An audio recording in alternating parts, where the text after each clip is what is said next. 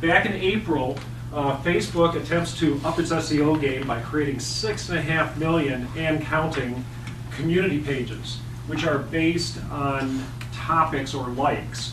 And they look very much like a fan page, but they're different. They're pretty obvious when you come across one. If you see the kind of ungainly logo or the black and white low-res logo that they've yanked right off Wikipedia, you know you're in the right spot. So just something to be aware of. What you could do as a small business or a company that is confronted by something like this, where somebody takes an idea or a topic, which is your brand, and creates a fan page, is to strictly monitor your Wikipedia entry and make sure there is no kind of poaching or hacking of that particular entry, because it's scraping that information and storing it on the community page. I just want to talk briefly about social media policy. Kodak has an excellent example of transparency. They talk about guidelines for simple, straightforward, and very clear boundaries on how to discuss their brand name to our Kodak employee.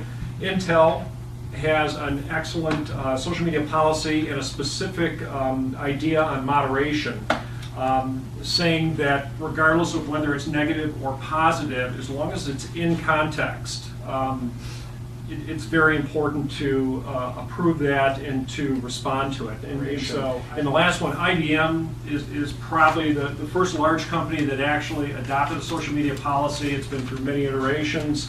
It's solid, and it talks about social media value. And actually, it's about inspiring IBMers and people in the company to create really rich, unique, valued content for the IBM brand. When it comes to the question of people just ignore the ads, why would I even do it? Even though at first you think, I ignore them, I don't have time. After you see things enough, you see the same ads over and over, you gotta click on it. You just gotta find out what's going on. Come on, we're all nosy. Even though the verdict is still out on how effective Facebook advertising is as far as direct sales, it's really actually great for branding purposes. I had to think of a great way to get my face out there and tell people who we were without spending a ton of money. With Facebook, I realized I spent a ton of time on there. I'm targeting 18 to 35. That age group spends a ton of time on Facebook. I could set my daily budget. I could choose specifically who I was targeting.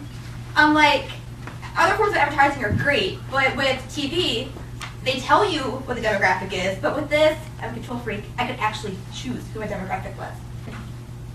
It's very flexible and very editable, so you can have various campaigns running with multiple ads in each campaign, and you can hop in there, and if something's not working, you can change it.